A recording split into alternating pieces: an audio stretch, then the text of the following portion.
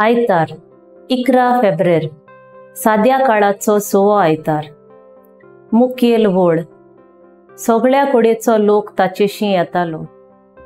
नियाळाक आदार तुका नुस्तें जाय जाल्यार हार्डवेअर शॉपार मेळना। तुका केंस कातरूंक जाय जाल्यार रोपाच्या शॉपार मेळना।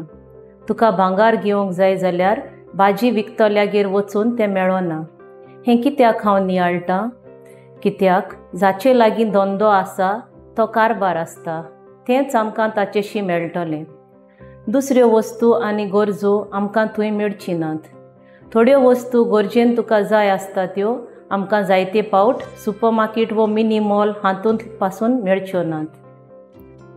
लेवी शास्त्रांत आमी वाचतां, तुका लागलोली पिडा खंयच्याय वैजागेर वच तुका तिचो इलाज फावो तो मेळचो ना। पूण जेन्ना तूं देवाच्या मना प्रमाणे आनी प्रवादी सांगतात त्या प्रमाणे करीत तो तुका फायदो। शुभ वर्तमानांत आमी आयकलां कशे तरेन जेजूशी येतल्यांक केन्नाच परतून वचूंक मेळना, पूण ताचेशी सगळें आमकां मेळटा। तोच आमच्या जिविताचो घडणार आनी दिनार। देव बाप पवित्र आत्म्या वरवीं जेजू कडल्यान आपले परजेची निगा व सेवा करता। जेजूशी न्हूच फकत क्रिस्तांवां पूण हेर धर्माची लोक धांवन धांवन येतात, कित्याक ताचेशी आमकां सगळें मेळटा। तो आमचो सडवंडार।